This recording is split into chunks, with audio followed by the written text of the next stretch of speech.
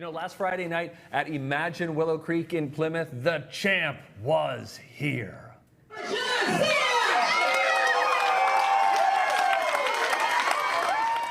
WWE star and 16-time world champion John Cena stopped by the theater to surprise audience members during the screening of his new movie, The Suicide Squad. Our TCL movie guy, Paul McGuire Grimes, got the chance to chat with John Cena about his character, the Peacemaker.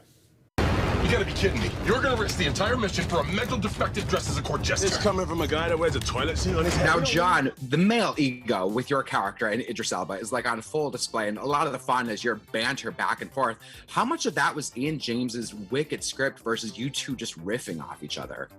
Oh, what you see in the movie was on the page. I think we got to riff a lot and do some outtakes, and I'm very grateful for James for that. But James is smart, and I think he let us riff so he could get the vibe he wanted for his words. You really bring up a good point of the relationship between Peacemaker and Bloodsport.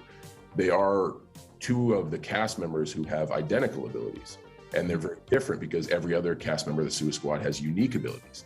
So right there, the movie, yes, it's bonkers, it's action, it's crazy, it's unexpected, but it does have a lot of heart, and it does dive into a lot of emotional ammunition if you want to go that route. I cherish peace with all my heart.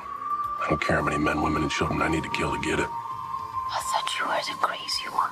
Oh, yeah. You're no stranger to taking on franchises. I dog F9, by the way, and these large projects that come with huge fan expectations. How do you pay attention to that, or do you kind of just ignore the comments?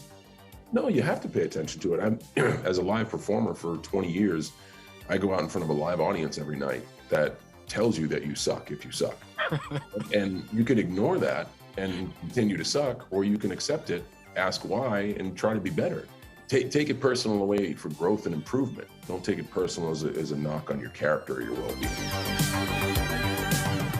All right, joining us in studio from the website, Paul's trip to the movies. There it is. It is Paul McGuire Grimes. Hello. Paul, okay, so you saw this. Did you see it in the theater? I did see it in the theater. Okay. Seems like a great theater movie. It is. This movie is huge. It is visually appealing. All of these characters are large, over the top, big personalities, and they're all clashing with each other. I mean, they are super villains after all. I hear this starts with a bang, too. Oh, yes. Oh, the boy. first big action sequence will have your jaw on the floor, showing that anything's going to be possible in this movie. Oh, Yeah. I like a big moment at the beginning. Now, I have a question. I Yes. feel like a little confused by this. So, Suicide Squad Right. came out a couple of years Yep. ago, maybe 3-4 years Yes. ago. And now this is The Suicide Squad. Huge difference. Huge difference. I mean, no, not really, just the title. No, but, but in Yeah, terms of that- like fan response, Yes. critic response, I felt like it was sort of meh the first time around. What we've kind of heard around now is that wasn't quite the director's vision of what that movie was. In this one, we've got some returning characters like Viola Davis's character, Margot Robbie's character. They're here along with a ton of new ones. And the director for this, James Gunn, really goes all out. It is ultra violent. It is ultra bloody. It's very funny too. I mean, it is just this insane, bonkers, wild ride. Tickets does. So 3.5 out of 5. Yes, there is an emotional core to this about fathers and sons, mothers and daughters, but I didn't always connect to it. I was kind of missing that piece, but I think that comic book fans will love it. Standard moviegoers, they may be like a little turned off because it is kooky, but Sure. it's a lot But of if fun. you know the comic book, you're going to You will love love it. Okay. Yes, absolutely. Paul also got to sit down with Joseph Gordon-Levitt about his new TV show, Mr. Corman. Take a look at this. Raise your hand if you think you're a lucky person. Just Ramon. Okay, raise your hand if you think you're unlucky. Got it. Okay, you can put your hands down. What about you, Mr. Corman? What's that? You didn't raise your hand. Me? No, I mean, I feel like a lucky person. One of the stories in this is you Mr. Corman dealing with the pandemic. Now, was that always part of the plan, or did you kind of start this pre-pandemic and then have to pivot later on when you could get back into production? Yeah, that's how it went. We were shooting for 3 weeks in, the world of the past. And so we decided we're gonna leave the first 7 episodes the way they are. And then just for the last 3 episodes, show the arrival of the pandemic and kind of make a piece of historical fiction out of what we all went through.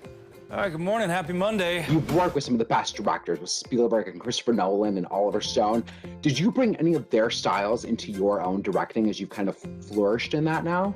I love acting, but Directing's a whole different thing. You get to play with all the different facets of the process, the camera, the editing, the score.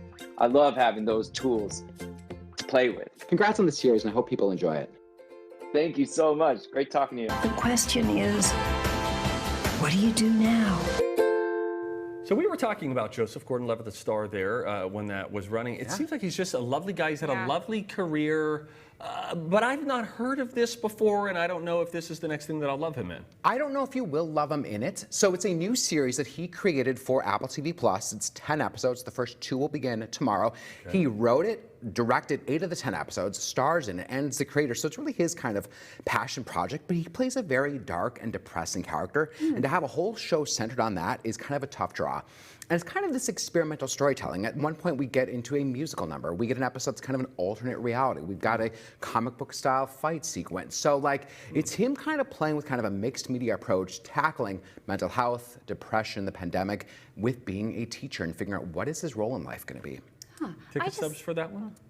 2.5 out of 5. I was just going to say, I just really like him. He's so nice, and I do love him, but I just think it's a harder sell, I think, you know. But we would all say, hey, go watch 500 Days of Summer if you want some Joseph Gordon-Levitt. He's in with Zooey Deschanel. I remember, I've only seen it one time and remember really enjoying it. Yeah, I mean, he's so cute and charming in that, and it's a very different side of him in this. Let's put it that way. Paul, good to have you back. Thanks for having me. Yet again. You can visit Paul's website. It's paulstriptothemovies.com.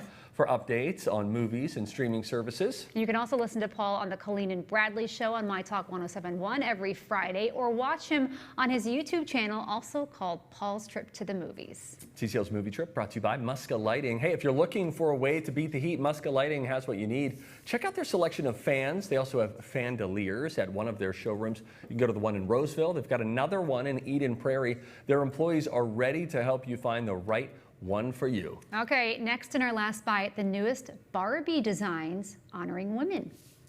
Thanks to Muska Lighting for sponsoring TCL's Movie Trip. Replace old and dated fixtures with a new light and change the look and feel of your home. Our mudroom fixture from Muska Lighting is a total showstopper. We get compliments from everyone who walks through the door. Talk to the experts at Muska Lighting in Roseville and Eden Prairie for help finding the perfect light for you.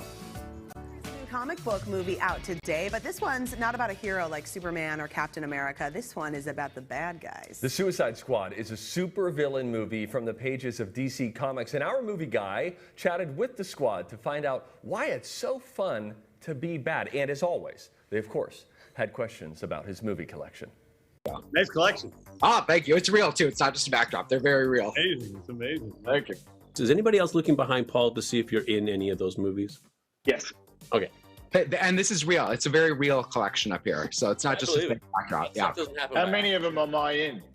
Well, I do have the first Suicide Squad up in my DC collection up there. That's one. So that's one. Flula, I have Pitch Perfect 1 and 2 up there. Thank you. Yeah. And we were Castle fans in this house, Nathan. So there you go. There you go. Boom. You know the deal. Complete the mission, you get 10 years off your sentence. You fail to follow my orders in any way, and I detonate the explosive device in the base of your skull. You have this like treasure trove of characters to pull from in the comics and ones that you created. Where and how do you even begin to figure out what is the right combination to use? If I knew if I didn't put Polka Dot Man in a movie, he would probably never be in a movie. Right. You know, when I was looking for these, you know, this really is a story. It's a big, huge action adventure war film about a group of Z-grade supervillains. So I looked up online who's the worst, dumbest supervillain of all time, and every single time Polka Dot Man is near the top of that list on every, you know, clickbait list on the internet. I thought you were the crazy one. Oh, yeah. I mean, we were all, you know, thrilled when we heard that James had jumped on board. And, you know, Warner Brothers opened up their books and, you know, told him he could take any property, literally any DC property that he wanted. And he chose the Suicide Squad. And, you know, I talked to James after reading the first version of the script. And I was just stoked to you know, see his vision of Flag and the whole, you know, the film is very close to that first version of the script. We fail the mission, you die. If we find out any information you give us is false, you die. If we find out you have personalized license plates, you die. What? No. This is your third time playing Harley. Was there a new side? What were you most looking forward to kind of returning to her wildness? I love her so much and I love playing her. I was just really excited to play single and ready to mingle Harley, because she's got kind of like little romances throughout. You know, they never really end well for Harley, but I was really excited about that. Why do you think audiences are drawn to villain characters like this? And are they more fun to play than the hero? I think many times they are, and I think villains are very open with their flaws. And sometimes the worst written heroes are the ones that are perfect. And I don't think that anyone is really drawn to perfect. I mean, I know why actors like playing the anti-hero or the supervillain, because that kind of internal conflict, especially in this movie, you're seeing a lot of bad people having to do a good thing, and seeing them kind of wrestle with doing the right thing, even if, some of them are doing it for the wrong reasons, or some of them are doing it just simply because they have a bomb in their neck and that's gonna, get their head blown off if they don't do it. So it's just kind of more, I think it's more interesting when there's that like internal struggle, and then it's kind of satisfying when they do something for the right reasons. How often do you have to say to yourself, can we get away with that? And like, who do you turn to for those kind of self-editing moments? I mean, my rule with myself was there are no rules. And so I took big turns, and whether that's, the easy stuff is like a shark tearing a man in half. That's the easy, big, risky thing. But the bigger risks to me are things like we go off on Harley's private adventure for 15 minutes in this movie where we're outside of the main structure of the film. That to me is much riskier than, a shark ripping a guy in half, which we've all seen versions of that since we were kids and watched Friday the 13th, Ratatouille, what do you got? Bird. Now it. Stay off the comm. It's out there, that movie. Paul McGuire Grimes said it starts with a bang, too. Really? Yeah. Yep. The Suicide Squad opens in theaters today, and it is streaming on HBO Max. Hey, you can visit our buddy Paul's website. It's paulstriptothemovies.com. He's got updates on movies and streaming services all there. Stay with us. Twin Cities Live at 4, coming right back.